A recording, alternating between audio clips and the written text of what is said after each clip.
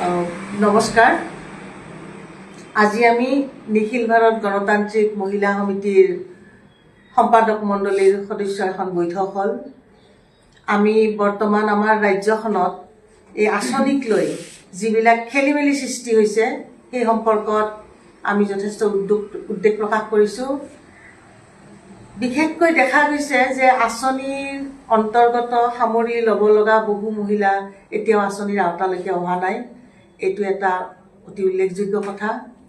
তাৰোপৰি অৰুণোদয় আঁচনি যেতিয়া মহিলাবিলাকক দিয়া হৈছে তেতিয়া দেখা গৈছে যে আজি কিছুদিন আগত এটা মাহ তেওঁলোকক অৰুণোদয় আঁচনি দিয়া নাই, বহুতে 2টা মাহ পোৱা নাই, আৰু কিছুমানে সৰু সৰু কিবা পইণ্ট আউট কৰি পেলাই খেলিমেলি পইণ্ট আউট কৰি তেওঁলোকক 3 মাহলৈকে দিয়া নাছিল। কেতিয়াবা বেংকৰ যিখন একাউণ্ট তাত স্পষ্টতা নাই, কেতিয়াবা লিংক হোৱা নাই, এনেকুৱা অজুহাতত বন্ধ কৰি থৈছিল। আকৌ ৰেচন কাৰ্ডত নামটো ক'ৰবাত অসমীয়াত লিখা আছে, ইংলিছত স্পেলিংটো বেলেগ ধৰণৰ হয়, এইবিলাক খেলিমেলি বন্ধ কৰি থোৱা হৈছিল।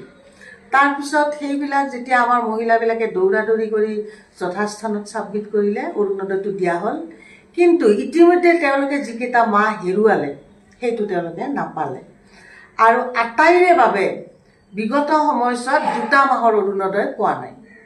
ইতিমধ্যে যোৱা ডিচেম্বৰ মাহৰ অৰুণোদয় যিটো জানুৱাৰী 10 তাৰিখে মুকলি হ'ব লাগিছিল সেইটো হোৱা নাই, আৰু চৰকাৰীভাৱে ঘোষণা কৰিছে যে এইটো দিয়া নহ'ব, তেওঁলোকক জানুৱাৰীৰ 20 তাৰিখমানৰ ভিতৰত সুখবৰ এটা দিব, আৰু সেইটো হৈছে অৰুণোদয়ৰ নামত 8,000 টকা দিব।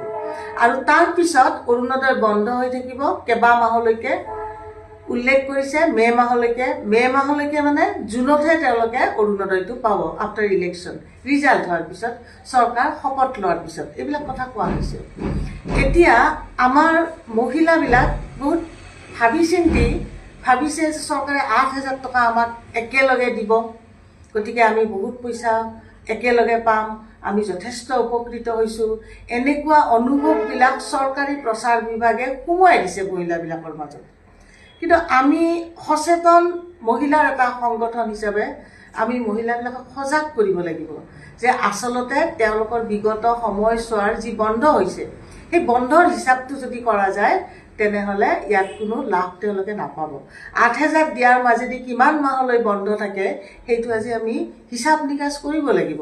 চিধাচিধিকৈ যদি আমি হিচাপ কৰোঁ দেখা যায় যে 500 টকাহে তেওঁলোকে বেছি পাব লাগে, এতিয়ালৈকে পোৱা নাই। এইটো এটা অৰুণোদয় সংক্ৰান্ত কথা, আৰু ইতিমধ্যে খুব প্ৰচাৰ হৈছে যে অৰুণোদয় 1 তাৰ পৰা তেওঁলোকে এটা ভাল সংখ্যক কৰ্তন কৰিব। কি কাৰণত কৰ্তন কৰিব তাৰ কোনো স্পষ্টতা নাই। যদি ন্যায্যপ্ৰাপ্য কোনোবা আছে তেতিয়াহ'লে সেইটো কৰ্তন কৰাৰ অধিকাৰ চৰকাৰৰ নাই, এইটো এটা কথা। আৰু ইতিমধ্যে লাখপতি বাইদেউৰ যিটো উদ্যমিতা আঁচনিৰ চেক তেওঁলোকে বিতৰণ কৰিছে 10,000 টকাকৈ বিভিন্ন গোটত, ইয়াতো খেলিমেলি দেখা গৈছে। কিছুমান গোটত 2জনী ৰৈ গৈছে, কিছুমান গোটত 1জনী ৰৈ গৈছে। মুঠতে সেয়া একদম সম্পূৰ্ণ শুদ্ধতাৰে উদ্যমিতা আঁচনিৰ বিতৰণটো হোৱা নাই। এইবিলাক কি কাৰণত হৈছে, কিয় তেওঁলোক ডিপ্ৰাইভ হ'ল? একেটা গোটত থাকি আজি দীৰ্ঘদিন ধৰি তেওঁলোকক দৌৰাই থকা হৈছে। আজি বোলে গছপুলি লৈ আহক, পঞ্চায়ত অফিচত যাওক, 100 টকা বেটাৰী ৰিক্সাত উঠি পেলাই তেওঁলোকে গছপুলি লৈ আহিছে, ৰুইছে, লালন পালন কৰিছে, ফটো উঠিছে, আকৌ গৈ পঞ্চায়ত ছেক্ৰেটাৰীৰ লগত ফটো উঠিব লাগে। এনেকৈ হেজাৰ বিজাৰ তেওঁলোকক নীতি নিৰ্দেশনা দি আছে, তেওঁলোকে পালন কৰি আছে, কেৱল এইটোৰ নামত যে এদিন তেওঁলোকে 10,000 টকা পাব। আৰু এইটো গৈ এনেকুৱা এটা সময়ত তেওঁলোকে 10,000 টকাটো দিয়াৰ আঁচনি লৈছে সমাগত নিৰ্বাচন, ইলেকশ্যন, আৰু এইটো তেওঁলোকে ইলেকশ্যনৰ হাতিয়াৰ হিচাপে লৈছে যে ইয়াৰ আগত কোনে দিছিল বক্তব্য, আমি দিছোঁ, আৰু আমি যদি পাৱাৰত আহিব নোৱাৰোঁ তেতিয়াহ'লে এইবিলাক চব বন্ধ হৈ যাব। এইবিলাক স্বয়ং মুখ্যমন্ত্ৰীয়ে কৈছে। এইবিলাক কোৱাৰ তেওঁৰ অধিকাৰ আছে নেকি? তেওঁ দিছে মানে তেওঁ দিছে নেকি? এইটো আমাৰ দেশখন হৈছে জনকল্যাণকামী এখন ৰাষ্ট্ৰ।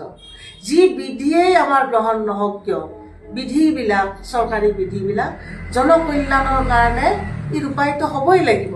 গতিকে ইয়াৰ ক্ষেত্ৰত যিয়ে চৰকাৰত থাকে তেওঁলোকে তাৰ বাকজনীটো নিয়ন্ত্ৰণে কৰিব, এইটো স্বাভাৱিক কথা।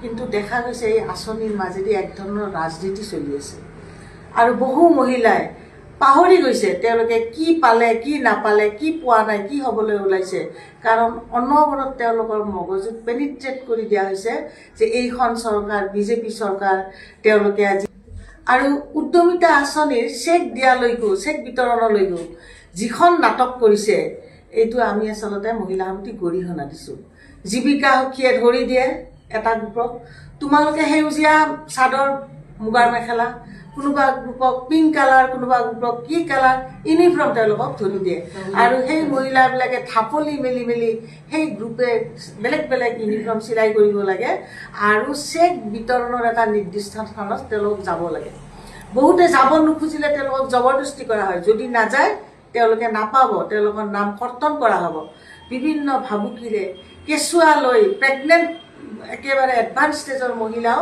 এই চেক ল'বলৈ গৈছে এইবিলাকতো খবৰ ওলাইছে মহিলা মৃত্যু হ'ব লগা হৈছে মাজ বাটতে প্ৰসৱ কৰিব লগা হৈছে সেই স্থলীতে কিন্তু চেকখনটো পিছতহে দিয়ে পিছত দিয়ে ক'ৰবাত এটা চেণ্টাৰত তেওঁলোকে চেকবিলাক দিয়ে যদি পিছতেই দিয়ে এখন চেক সেইখনটো বেংকত দিয়াৰ পিছতহে তেওঁলোকে পইচাটো পাব সেইখনৰ কাৰণে এইটো কিয় কৰি আছে তেওঁলোকে নিশ্চয় এটা গেডাৰিং পলিটিকেল গেডাৰিং য'ত তেওঁলোকৰ একেবাৰে উচ্চ স্তৰৰ নেতাবিলাক আহিব বিজেপি শাসনৰ জয়গান গাব পাৰে আৰু একেবাৰে দম্ভ লম্ভ কৰি পেলাই তেওঁলোকৰ চিফ মিনিষ্টাৰে ক'ব পাৰে আমি কৰিছোঁ আমি দিছোঁ আমাক নিৰ্বাচিত কৰক ঘৰৰ গৃহীহঁতক একেবাৰে ময়ে কয় গতিকে আৰু আপুনি ভোট দিব লাগিব ঘৰৰজনীক পাৰিবনে নাই অমুক তমুক হেন তেন কেনেকুৱা ধৰণৰ ষ্টৰী বনাইছে চেনি দিয়া দালি দিয়া মোৰ মায়ে বাতিৰে চেনি ধাৰ কৰি আনিছিল আজিৰ মহিলাই ধাৰ কৰিব নালাগে জাষ্ট ইমাজিন 1 কিলো চেনিৰ এটা পেকেট সেইটোৰে কি একেবাৰে ধাৰ কৰিবই নালাগে ভঁৰাল বনি গ'ল চেনি দালিটো নিসিজে বহু মহিলাই আমাৰ ওচৰত কৈছে নিমখটো নিমখ নালাগেই খোৱা নাই এইবিলাক মহিলাবিলাকে কৈছে মিঠাতেল এতিয়াও দিয়া নাই আৰু মিঠাতেলটো কিমান গ্ৰহণযোগ্য হ'ব সেইলৈও সন্দেহ আছে হয় গতিকে আমি এইবিলাক কথা গমি পিটি চাব লাগিব আমি মহিলাবিলাকৰ মাজত যিটো বিভ্ৰান্তিৰ সৃষ্টি কৰিছে বিজেপিৰ জয়গান গোৱাৰ কাৰণে এইটো আমি সহজভাৱে মহিলাবিলাকৰ হাতে লৈ যাব তেওঁলোকে যাতে এইবিলাক খেলি মেলিত এইবিলাক দেনা পাওনাৰ হিচাপ কৰি তেওঁলোকৰ মতবাদটো বিক্ৰী নকৰে সুস্থভাৱে তেওঁলোকে চিন্তা কৰক আমি আমাৰ মতবাদটো ইলেকশ্যনৰ সময়ত ক'ত প্ৰদান কৰিম এই অকণমান কিবা বস্তু পোৱা আমাৰ ন্যায্য প্ৰাপ্য এই ন্যায্য প্ৰাপ্যৰ প্ৰাপ্তি আমাৰ এইটো দিবই লাগিব এইটো আমাৰ ডিমাণ্ড তাৰ বাবে আমি আমাৰ মতবাদ যাতে বিক্ৰী নকৰোঁ এইটো কাৰণে আমি মহিলা সমাজক আহ্বান জনাইছোঁ নিখিল ভাৰত গণতান্ত্ৰিক মহিলা সমিতিৰ তৰফ